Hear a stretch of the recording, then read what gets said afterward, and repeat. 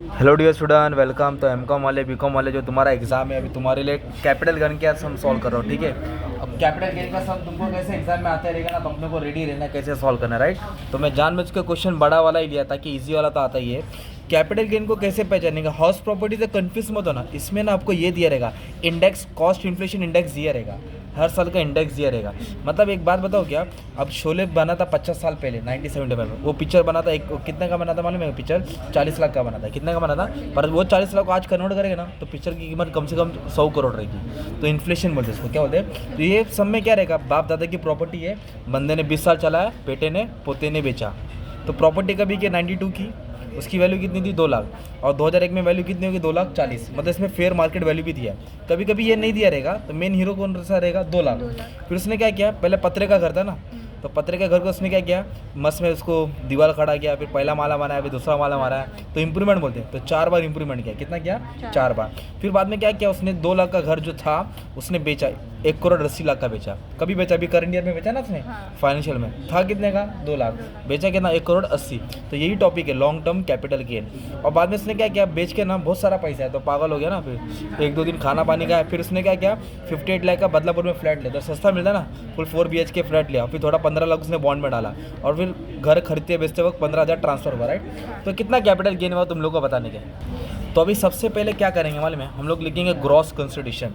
तो इधर मतलब होता है सेल, घर कितने का बेचा, घर कितने का बेचा। तो इसमें बेचने वाला इधर हिंदी में भी लिख देता हूँ ताकि बच्चों को अच्छे से याद आएगा। तो घर कितने का बेचा मालूम है क्या? 1,80,00,000। तो इधर लिख देंगे 1,80,00,000 है ना, 60 आएगा भाई, डाल देना जो भी है डाल दिया, राइट। इधर लिखने का 1 मार्क मिल गया, okay. Long term capital gain, क्या नाम है बंदे का? जयेश। लिख देने का जयेश नाम है। स्टेटस कौन? इंडिविजुअल। ये तुम्हारा प्रीवियस ईयर, तुम्हारा असेसमेंट ईयर, राइट। फिर अपने को निकालने का इंडेक्स कॉस्ट ऑफ एक्विजिशन, कितने का खरीदा था, कितने का खरीदा था। तो अभी इधर अपने को 2 वैल्यू दिया। कितना वैल्यू दिया? 2 वैल्यू दिया। क्या 2 वैल्यू दिया मालूम है क्या? एक तो 1992 2 लाख का घर एक्वायर्ड किया था, मतलब खरीदा था, 2 लाख का था। कभी था? 1992। ये 2 लाख की वैल्यू थी, राइट। ये कॉस्ट था, क्या था। फिर 2001 में ना इसकी मार्केट वैल्यू भी दी है, फेयर मार्केट वैल्यू भी दी है। ये कभी कभी दिया नहीं रहता है, तो फिर इसको ही लेके सॉल्व करने का रहता है, 2 लाख को लेके, कॉस्ट को ही लेके। बट ये वाले समय क्या दिया, 2001 में इसकी मार्केट वैल्यू कितनी होगी? 2,40,000। मार्केट वैल्यू कितनी होगी? 2,40,000। फिर आप लोग दोनों लिखेंगे। अब दोनों में हायर वैल्यू उठाएंगे। दोनों में कौन सी उठाएंगे? हायर। तो अपना हायर वैल्यू कितना दिया मालूम है? 2,40,000। हायर वैल्यू कितना दिया? 2,40,000। ये कौन सी ईयर का था? 2,40,000 2001 का था। पर अभी कौन सा साल चल रहा है मालूम है अपना? 23-24 चल रहा है। कौन सा साल चल रहा है? 23-24 चल रहा है, राइट। और वैल्यू कभी की मालूम तुम्हारा 2001 की है। तो 2001 में वैल्यू 2,40,000 था, तो आज उसकी वैल्यू कितने की? तो उसको एडजस्ट करना है इन्फ्लेशन के हिसाब से। तो जो अमाउंट को एडजस्ट करना वो अमाउंट लिखने का, ऐसा 2,40,000, ओके। और ये देखो, ये जो तुम्हारा है ना प्रीवियस ईयर जो चल रहा है 23-24, ये तुम्हारा मेन है, इसको बॉक्स बनाएगा, ये एग्जाम में आएगा, क्वेश्चन पेपर में आएगा। तो ये कितना है? 348। कितना है? 348। हर अमाउंट को इससे मल्टीप्लाई करेंगे, हर अमाउंट को इससे क्या करेंगे? मल्टीप्लाई। तो 348 से मल्टीप्लाई करेंगे और डिवाइड किससे करेंगे मालूम है क्या? कौन सा ईयर का लिया हमने? 2001। तो 2001 में इंडेक्स कितना था? 100। तो 100 से डिवाइड करेंगे, 100 से क्या करेंगे? डिवाइड। तो 2,40,000 अमाउंट है, 348 फिक्स है, हर एक से मल्टीप्लाई करना है और 100 से क्या करना है? डिवाइड करना है। तो जब इसको सॉल्व करेंगे ना तो आपको अमाउंट आ रहा है मान लो 8,35,200। लेट मी चेक, है ना, 2,40,000 है इंटू 348 है ना, और डिवाइड बाय 100, तो मान लो इतना अमाउंट है, सिंपल। तो क्या था? कॉस्ट ऑफ एक्वायर्ड, मतलब कॉस्ट ऑफ एक्विजिशन, कितना का खरीदा था। कभी कभी तुमको फेयर मार्केट वैल्यू नहीं दिया रहेगा तो उसको छुपा दो, यही 2 लाख के लिखो, जो दिया रहेगा 348 उससे डिवाइड कर देना, जो ईयर करेगा उससे क्या करना है? डिवाइड करना है, ओके। अब ये हो गया एक्विजिशन। अब इसके बाद क्या किया उसने, घर को ना 4 बार मरम्मत किया, इम्प्रूवमेंट किया। मतलब पत्रे का घर था, फिर उसको अच्छे से बनाया, है ना, कोबा करके, फिर पहला दीवार, दूसरा दीवार, फिर पहला मारा, दूसरा मारा। तो ये 1990, ये जो है ना 94, ये 2001 के पहले का, देखो कभी का ये इंप्रूवमेंट 2001 के पहले का, तो उसको इग्नोर करना है। तो ये तीनों को लेना, 6, 15, 16। क्या लिखा? 6, 15, 16। तो 2006 में कितना खर्चा किया घर पे? 1,20,000। इधर लिखो 1,20,000। फिर 2015 में कितना खर्चा किया? 4 लाख। इधर लिखो 4 लाख। फिर 2016 में कितना खर्चा किया? 3,80,000। कितना खर्चा किया? 3,80,000। तो इसको एडजस्ट करने का कैसे सीखा है? हर एक को 348 से मल्टीप्लाई करेंगे, हर एक को 348 से मल्टीप्लाई करेंगे, हर एक को 348 से मल्टीप्लाई करेंगे, राइट। अब ये कौन सी ईयर का है? 2006। कौन सी ईयर का है? तो 2006 का इंडेक्स कितना दिया है? 1,20,000। 2006 का इंडेक्स कितना दिया है? 1,20,000 से डिवाइड करेंगे, 120 से क्या करेंगे? डिवाइड 122 सर 122 से क्या करेंगे डिवाइड करेंगे, मतलब क्या करेंगे इसको इससे मल्टीप्लाई करना है और 122 से क्या करना है डिवाइड करना है। तो आंसर मेरे पास है, मैं कॉपी कर देता हूँ ताकि टाइम बच जाएगा, आप लोग एग्जाम में अच्छे से आंसर लिख देना, ठीक है। 342,295 है ना। फिर 2015 में कितना खर्चा किया 4 लाख, अपना करंट ईयर का इन्फ्लेशन कितना इंडेक्स है 348 वो लिखा, और डिवाइड किससे करेंगे 2015 का कितना दिया इंडेक्स 254, तो 254 से क्या करेंगे डिवाइड करेंगे। उसको सॉल्व करके जो भी अमाउंट है लिख दिया 5,48,000, अब उसको राउंड ऑफ कर देना, ठीक है। फिर उसके बाद क्या किया फिर और एक बार घर पे खर्चा किया 2016-17 3,80,000 का खर्चा किया, 348 से मल्टीप्लाई करेंगे।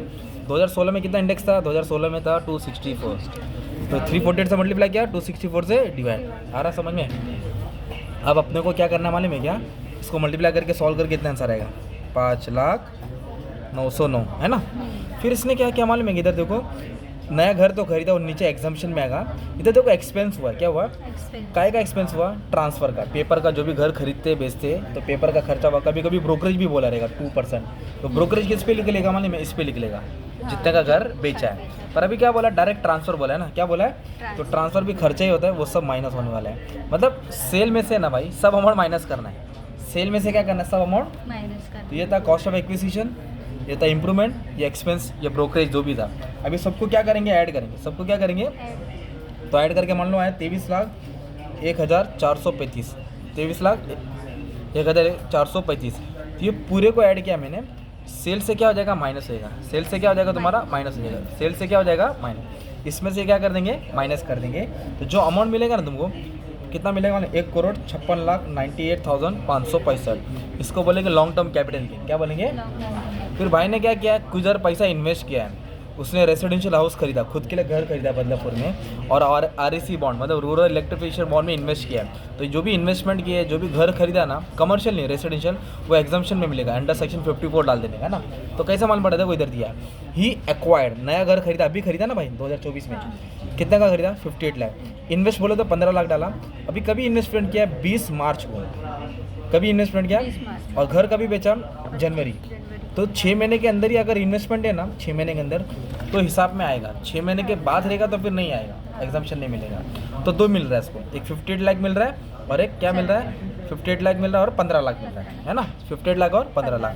तो जो 58 लाख का घर खरीदा, 58 लाख क्या वो घर खरीदा रेसिडेंशियल बॉन्ड, और 15 लाख क्या REC bond rural electrification bond, तो टोटल को ऐड किया तो 73 लाख, कितना हो गया 73 लाख।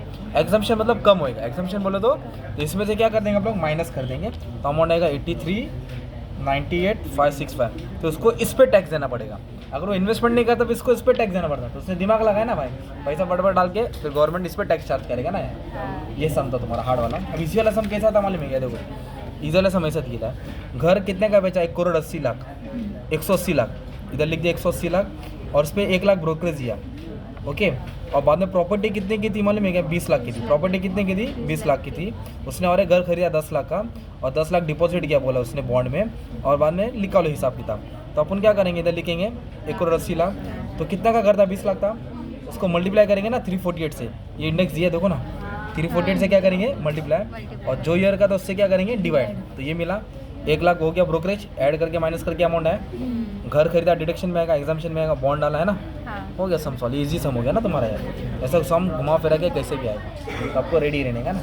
तो क्या था फॉर्मेट आपका, देखो कितने का घर बेचा, फिर कॉस्ट ऑफ एक्विजिशन, जब फेयर मार्केट वैल्यू दे रहेगा तो कंपेयर करना है, और कंपेयर करने के बाद कौन सा उठाना है बड़ा वाला है, फिर उसको एडजस्ट करना है इन्फ्लेशन के साथ। इन्फ्लेशन 348 सब लिख के आएगा, ओके। जो ईयर जो करंट ईयर उससे मल्टीप्लाई, और जो ईयर करेगा उससे डिवाइड। इंप्रूवमेंट घर पे कितना खर्चा किया, 1 बार 2 बार 3 बार, कभी कभी दिया नहीं रहेगा तो डैश मार देने का, फॉर्मेट बना के रखने का। फिर ब्रोकरेज ट्रांसफर माइनस करेंगे, लॉन्ग टर्म कैपिटल गेन मिलेगा, जो भी एग्जाम्पशन आएगा 54 में डाल देने का। 6 महीने के बाद क्या तो एग्जाम्पशन में आएगा नहीं, खत्म capital gain, okay. Thank you very much and all the best for exam.